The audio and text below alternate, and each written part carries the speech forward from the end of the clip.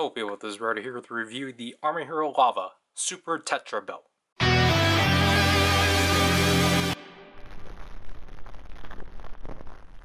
So this is, I think, we were going to see it later.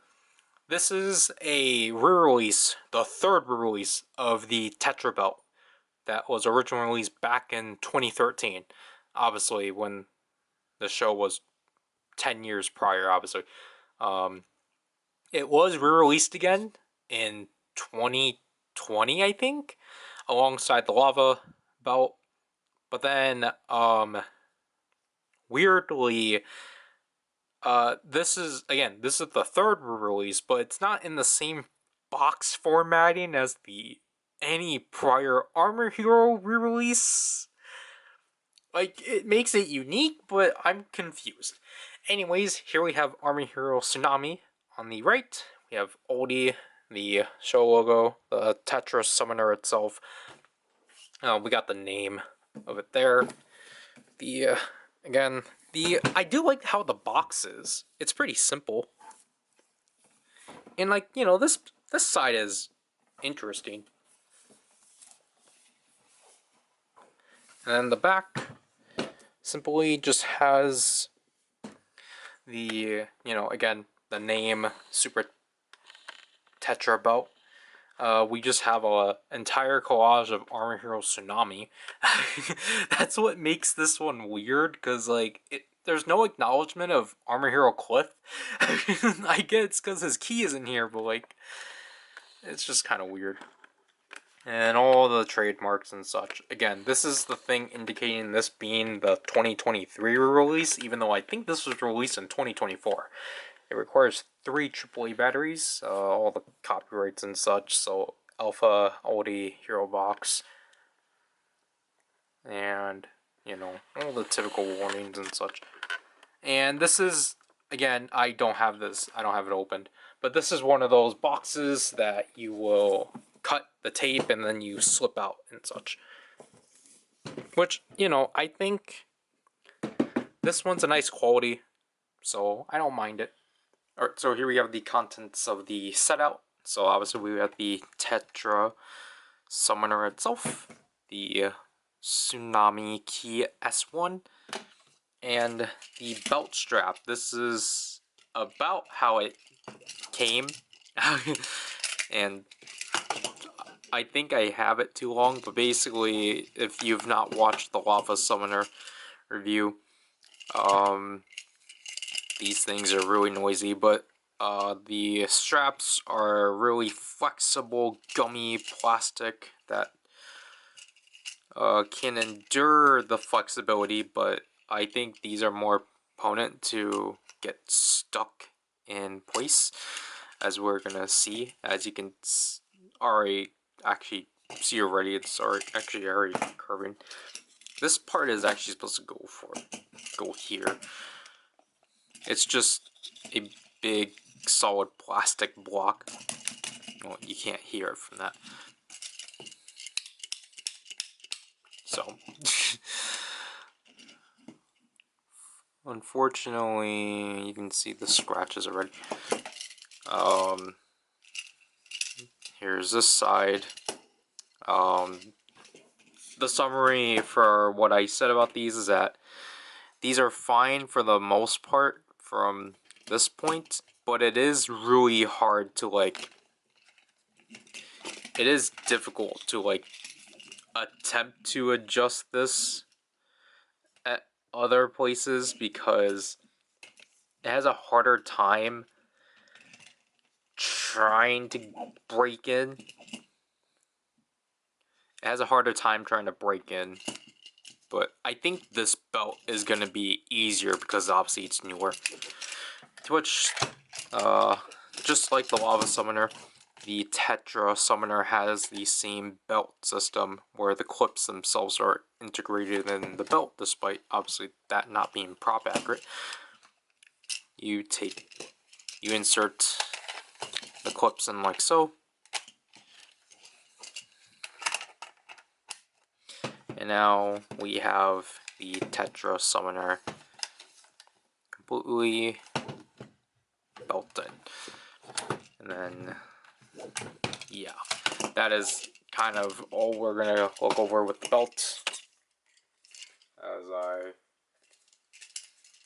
adjust this back, because unlike with Ryder, I feel like I don't really need, well, I mean, even with the Ryder, I don't really go for the belt straps anymore. Or when I did cover it. Anyways, here's the Tetra Summoner. And as you can see here, this one's definitely different from the Lava Summoner. I really do like the more neutral color that this one has. Ooh, never mind. But I thought that was a gash, but it still has the same base gunmetal plastic and such. But I think the colors for this one are a lot more sleeker, and I think it just helps that it's more neutral, and I think it does a good job at invoking a balance between the two armors that utilize this armor or utilize this belt, because the base of this is silver, as you can see from the edges here. This is gray plastic in the middle, but I think it blends itself well with the silver paint. And then we have blue on these edges to obviously represent Armor Hero Tsunami alongside the center. And then we have purple clear plastic here to represent Armor Hero Cliff. And then they are both unified by the gold plastic. I think this is, no, this is paint. The gold paint that runs around the center. So I just really like how this one looks overall and such. There's the speaker grills. This is the centerpiece. This is where the LEDs are going to be playing out. And then this is where you're going to insert your energy key slot. And as you can see here, there are two buttons right there to open up both fins and such whenever you insert a key. This one, obviously, because of how it's shaped, just kind of doesn't really sit up as well. But if we were to compare it to the Lava Summoner,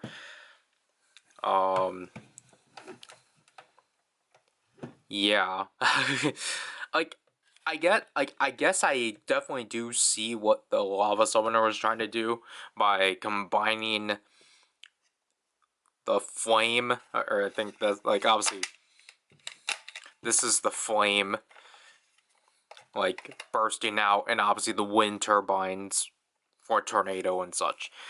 While, this one's kind of like water splashing out with the rocks covering the, like, splash. That, I guess that's how I interpret it and such. But, like, just taking a look at both of these belts, like, this one, I like that they actually, it actually has more color. I feel like that's definitely kind of a flaw with this one's appearance. It's just like, yeah, it has the orange fins and the green fans, but, like, it definitely, it needed more accent colors to not make it look bland, so. But I guess it's saved by the chrome.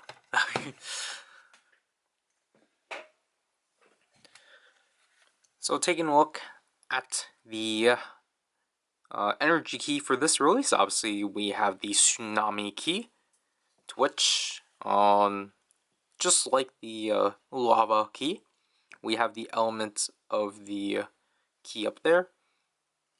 Again, I think, well, I was going to say, like, the lava key that came with the Lava Summoner. Because this one comes with an item, its color is in the gray that is accurate, but does not have the black accents. There's the sticker. And then the back, obviously, we have Tsunami Key S1, as it's a transformation key. You twist it like so, and yeah, we can compare it with the lava key, because this is technically the second key type we are seeing. As you can see, for the most part, all they do is just change up the top part. But I guess with this, because this is a newer item, this is how tight the keys are supposed to be. This one was a used one. So as you can see from there, this one's more straighter than this one. But yeah. So just like the lava summoner, this one takes 3 AAA batteries. From here, again, unlike the lava summoner, I got this one new, so we don't need to worry. And I really think the on and off switch for this one is clever. It's actually incorporated on the side right here. So again, a simple on and off, like a big on and off switch. Then it emits a red LED and such. And again, like I said, the speaker's right here, and it's a really quiet toy, which is impressive. But yeah, so you can just see the red LED flashing like so. The transformation process is the exact same as the lava summoner. We are going to insert the energy key into the slot, let the standby play, and then twist the key to complete the transformation, like so. So to insert the energy keys into the Tetra summoner, you just need to slot them into this slot like so until the fins open up, and then just again complete it like so. So let's transform to Armor Hero Tsunami.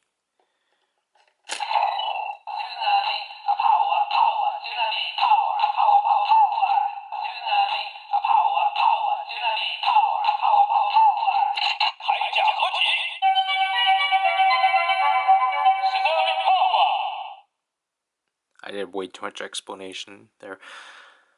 But I really do like the light animations here and such, because obviously, as opposed to the lava summoner, this one has an additional 2 LEDs, so they're able to do like spots and such, and it's really neat.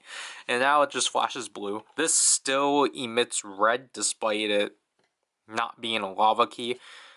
But yeah, the appearance for the energy key in here is definitely interesting, because this is where it kind of deviates from the show. Obviously, the show one's bigger, but like it's bigger to the extent that the energy key barely like fits in and such. In this case, this is scaled with the energy key, but like it just feels like the energy key definitely sticks out way more than it should. And what I want to talk about the energy key is that you don't really need to do that much work to get it out. You just simply shimmy it out, and it's out, because this thing isn't really secured. Because as you can see here, there's these 2 rails that obviously this falls through. That's kind of it. It doesn't really there's not really any sense of a click. But yeah, because the only click you will hear will be from these. But if I were to insert this without these popping out,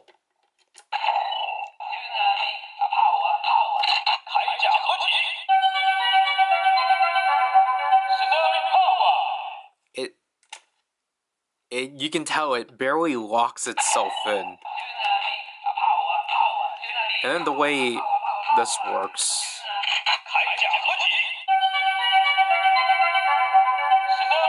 I forgot to bring this up too. Like, basically the way that the energy keys work with the summoning belts is that, as you can see, this one's a lot more clear to see. There's a small button right there that you can just press with your finger and such. Like, I have to bring this out anyway. So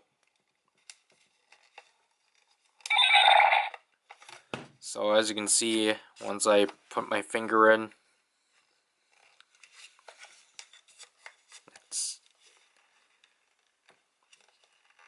I guess this one doesn't air out when you don't have a key in. This one does. But as you can tell, they both have different LED standbys and such.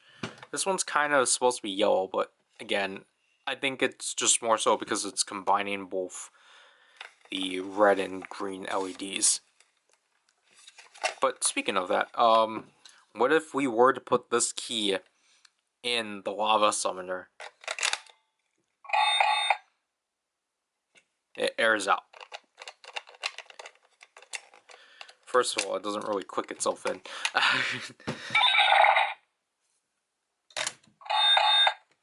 Yeah, because like you can tell with the lava summoner, you can at least... There's at least a click when you insert keys and such, but for this one, if we were to use the lava key, there's not really any sense of a click.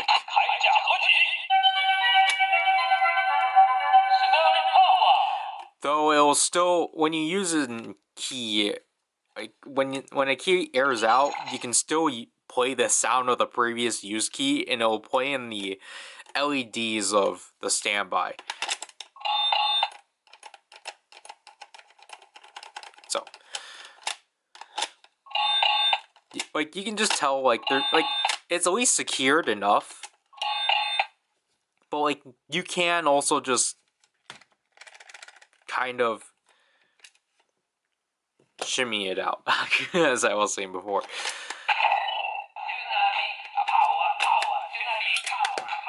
And just do that. Because at least with the lava summoner, you kind of know the keys are not... You kind of know the keys are not going to fall out. But at the same time, that one did. So I just... Yeah. At that point, that's on the key itself. So I think it just more so depends on it. I know that was a whole lot of nothing, but yeah, basically, I think it got me to the point that, yeah, you can't use keys for the lava summoner and the Tetra summoner. You can't use keys from the Tetra summoner in the lava summoner. So, yeah, I'm gonna turn this off because that is basically it for the not the tsunami summoner, the Tetra summoner. Because it's kind of the same deal like the lava summoner, where by itself it kind of doesn't really do much. It just does one transformation, and it's like, oh, okay. I want to apologize for all these paint scuffs too. I've been having to move my soft light across the room a lot, so sometimes the stand will accidentally scrape the Tetra summoner, so I apologize for that. But overall, I really do enjoy the Tetra summoner. Like, I think actually having this one in person made me grow on it a bit more, even though I did always like it a bit more than the lava summoner. I just thought, like, sound-wise, the lava summoner was a bit more fun, but I think, like, actually playing around with this one, it's more fun, because one of the things I want to bring up is just, like, I think this one does a lot better at utilizing the keys, or, like, not utilizing them, but, like, the integrity of the keys, because, unfortunately, I think with the lava summoner, the space is kind of too tight for the keys, to the point that, it will ruin them and such. This one doesn't really have that issue, because it kind of only goes in halfway through, despite that not being so accurate. I think that's kind of my only thing about it. And if you can see it, you can see how far you even insert the key. Like, that's kind of, like, I guess it's just due to proportions, but, like, I think, if this ever gets an an elaboration armor series entry, I think definitely, this one needs a severe remold.